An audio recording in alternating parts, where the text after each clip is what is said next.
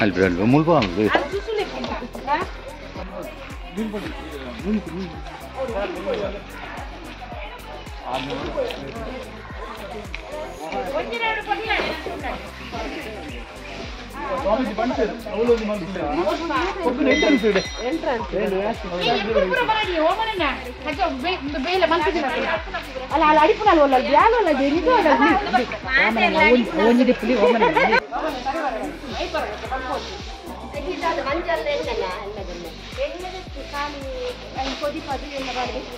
ಇಂದು ನಾವು ಸ್ವಚ್ಛ ಭಾರತ ಅಭಿಯಾನದ ಅಡಿಯಲ್ಲಿ ಸ್ವಚ್ಛತಾ ಹಿ ಸೇವಾ ಎಂಬ ಒಂದು ಕಾರ್ಯಕ್ರಮವನ್ನು ಇಲ್ಲಿ ರಾಮಕೃಷ್ಣ ತಪೋವನದಲ್ಲಿ ಹಮ್ಮಿಕೊಂಡಿದ್ದೇವೆ.